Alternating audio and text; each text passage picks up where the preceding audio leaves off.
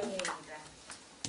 자기배려의 인문학을 읽고 사실 이거를 꼼꼼히 읽어야 되는데 장애인처럼 비전장애처럼 이상부터 읽으려니까 읽으면서 왔다 갔다 하게 되더라고요. 그리고 여기에 나오는 책을 통해서 우리 뒤에는 읽었던 여러 가지 철학자들이 나오지만 그 철학자들의 그런 대화가 있었나?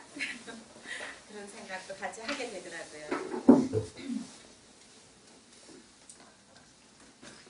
제가 요즘 자기배려가 무엇인가 생각하면서 이것이 나 자신과의 대화라는 것이죠.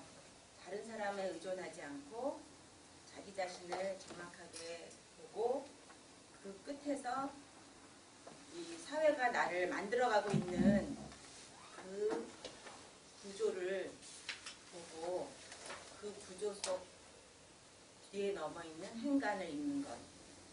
어떻게 보면 그거라는 생각이 들어요. 행간을 읽는다는 말 들어보셨죠? 사회는 도덕과 또 뭐 영웅과 이런 것들로 다 드러나 있지만 그 양의 이면에 음이라는 것, 그 음지의 세계 속에 들어있는 것들이 결국은 그걸 볼 줄 모르면 자기는 분석될 수가 없다는 거고 자기를 분석하는 그 눈을 통해서 자기가 혁신을 이루어 나갈 수 있다는. 네, 이걸 읽으면서 했잖아요. 솔직히 책을 은행원이 썼다 그래서 상당히 쉬울 거라고 기대를 했었어요. 근데 말을 이렇게 막 판타지 소설을 읽듯이 썼기 때문에 진짜 자신감 느꼈습니다. 그리고 책을 쓸 때 앞으로 여러분들도 책을 쓰고 싶으실 거 아니에요? 책을 쓸 때 정말 쉬운 말로 써야 되겠다. 강의를 쉽게 하는 사람일수록 명강사라는데 이렇게 어렵게 써가지고 나를 판타지 속에 더 오락가락하게 만들다니 이런 생각을 했습니다. 그리고 2장 1절은 제목이 별일 없이 산다, 복수한다 라는 뜻으로 제목을 붙였는데요. 이 맨 마지막 장에 138쪽을 먼저 읽는 게 여러분에게 도움이 될 것 같아요. 그래서 그 한 단어를 읽어드릴게요. 자, 이제 우리가 맨 처음에는 사람들이 요즘 아주 모이기만 하면 아주 볼멘 소리들을 하는데 그 첫 장에서 하는 말이 그거예요. 분위기가 잘 나가는 회사라는 거길 다니고 있는 준혁은 나 매일 요즘 경무에 시달리고 있어. 생각 같다면 시골 살고 싶어. 전원생활을 하고 싶어. 이러는 가운데에서 사실은 그 사람은 잘 나가는 회사를 자랑하고 있는 이면이 있는 거죠. 또 학원비 가지고 학원비가 막 100만원, 200만원이야 라고 불맨소리 하는 주부는 애들 학원비를 낼 만한 능력, 그 안정적인 생활을 이면에 깔고 있는 거죠. 또 정치가들을 비난하는 많은 사람들, 술자리에서. 그러나 그 사람들이 술자리에서 떠드는 소리 이면에 정치가들을 비난하고 있지만, 가십거리로만 삼고 있지만 알고 보면 그 뒤에 자기가 혁신을 이루고자 하는 그런 자세는 전혀 없는 거죠. 그리고 어떤 사람은 휴가철에 얼마나 고생을 하고 다녀왔나. 그러나 그 사람이 가족을 데리고 고생하면서 교통지옥을 떼치고 갔다 왔다는 그 말 속에는 아주 안락한 가정을 가지고 있다는 것을 자랑하고 있는 모습이죠. 이 맨 마지막 문단에서 말하고 있는 것은 바로 그거예요. 결론. 이런 생각. 높은 연봉과 지위, 학원비, 그리고 주말 여행 속에 보이지 않는 적들이 숨어 있다고 말하고 있습니다. 그렇다고 회사의 경무와 학원비의 가격과 주말 여행의 어려움만 문제인 것은 아니다. 차라리 그런 것들을 불가피하다고 인정하는 우리들의 태도, 그 불가피함을 들어 거기에 포옹하는 욕망, 그것이 바로 우리의 섬뜩한 적이다. 이런 뜻이에요. 이 암묵적인 묵시 속에서 더욱 성장하고 강해지고 있는 우리 자신, 그것들이 우리들의 울타리를 만들어 놓고 그 울타리를 결국은 보호하려고 애쓰는 우리들의 삶의 패턴, 그것을 고발하고 있는 거죠. 결국은 이런 암묵적인 묵시, 그 욕망, 우리들의 태도가 결국은 우리들의 목을 칠 날이 가까워지고 있다는 것, 그것이 바로 그것을 깨닫게 해주고 있는 그 호소가 이 속에 철학으로 담겨 있는 거고, 책을 읽지 않아도 읽은 것 같은 느낌을 드리게끔 하기 위해서 저는 지금 이 말씀을 드리고 있는 거고요. 이 책, 짧은 몇 장 안 되는 거지만 한 장 한 장마다 이걸 다시 읽고 다시 읽어도 글을 전부 사실 너무 낯설었어요.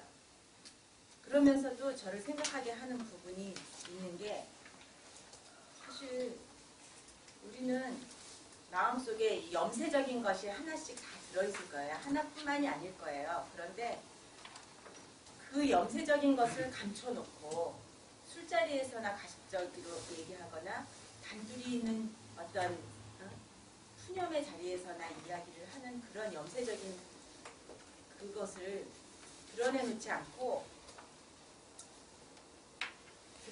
않고는 늘 포장된 삶을 살 수밖에 없다는 거죠.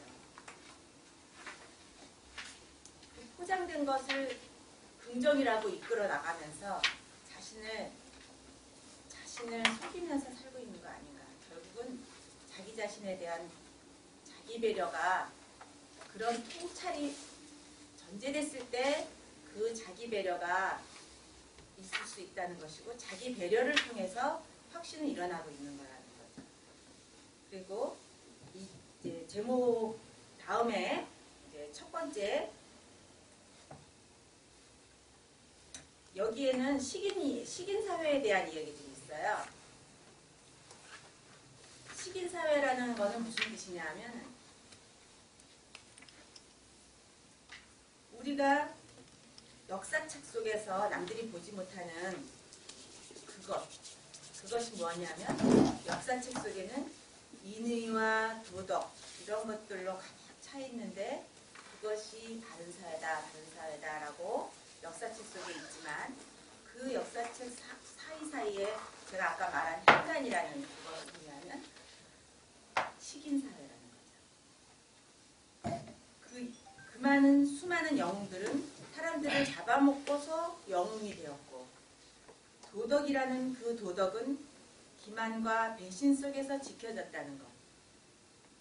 책 속에서만이 아니라 이 저자는 책뿐만 아니라 그 다음에는 소작인들, 영웅들이 그렇게 잘 드러나고 있는 가운데에서도 뒤에는 기만과 배신, 그 다음에 사람들을 잡아먹는 그런 식인이라는 것. 그 다음에 소작인들이 그 자기의 사회 속에서 욕지거리를 하고 눈을 부라리는 그런 모습을 보면 이들도 식인과 다름없다. 뿐만 아니라 그렇게 멀리서 찾아볼 게 아니라 가족 속에서도 역시 여기서 이제 판타지 같은 느낌이 드는 거예요.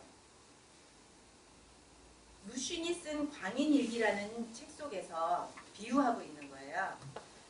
그 루쉔이 쓴 광인일기를 제가 읽지를 않았기 때문에 이 책에 나오는 저자의 인용을 통해서 어림잡는 거죠.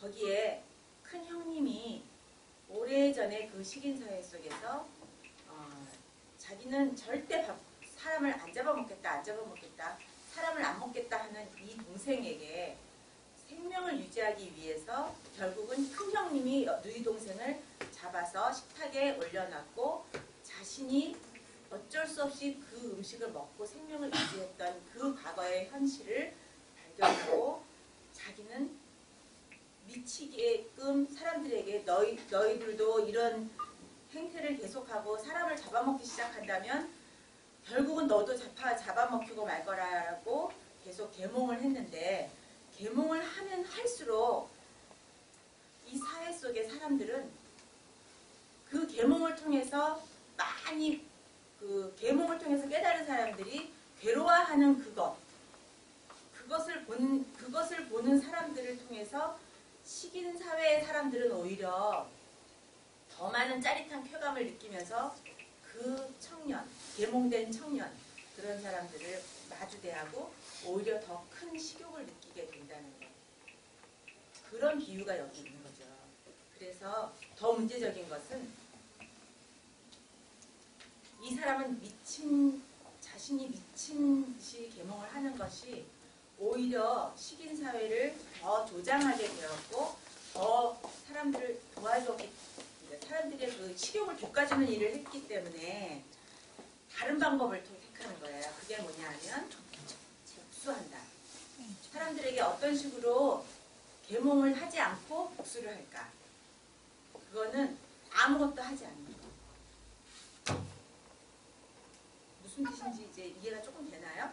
그게 뭐냐 하면 사람들이 모두 식욕을 돋구기 위해서 두 사람의 그 혈투를, 누가 누굴 잡아먹을지 모르는 그 혈투의 장면에서 다 사람들이 막 입맛을 돋궈가면서 꼬여있을 때, 다 모여져 있을 때, 그 두 사람은 아무것도 하지 않고 서로 노려보고 긴장돼 있는 상태에서 아무것도 하지 않아서 사람들의 식욕을 떨어뜨리고 다 힘없이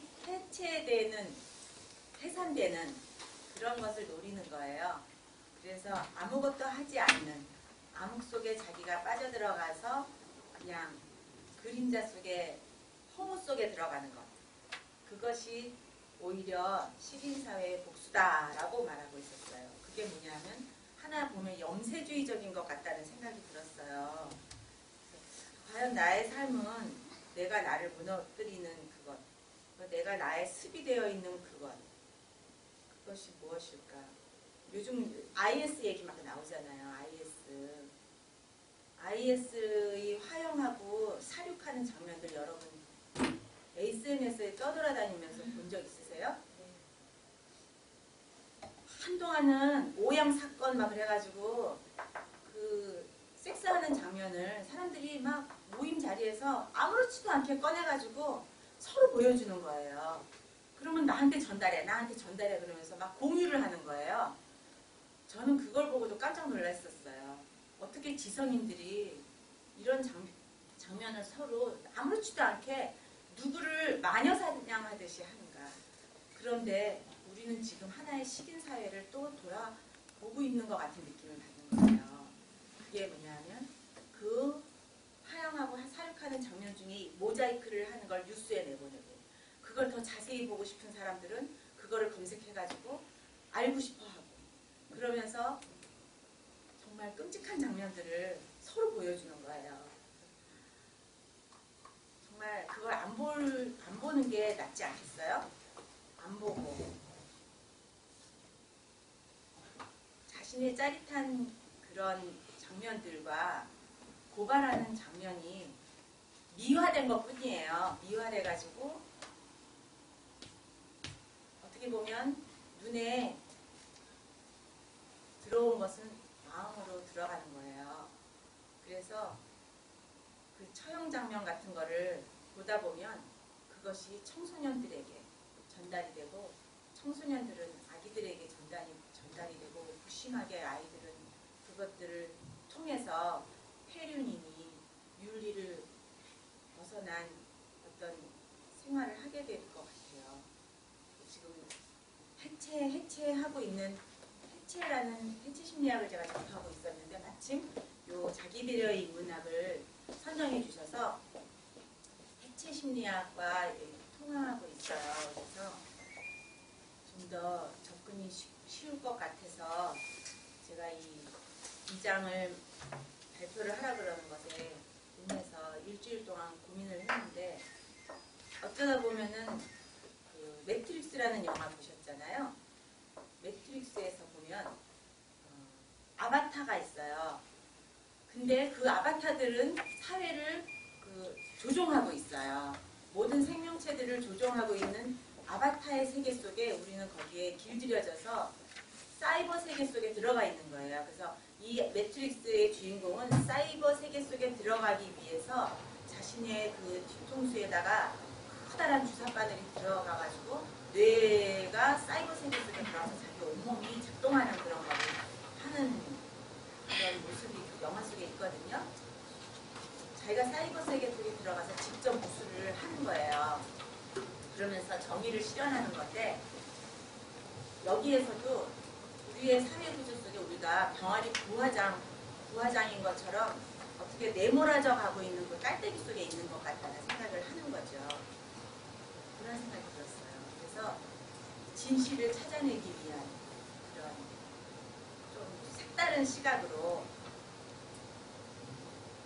책을 마저 읽어야 되겠다는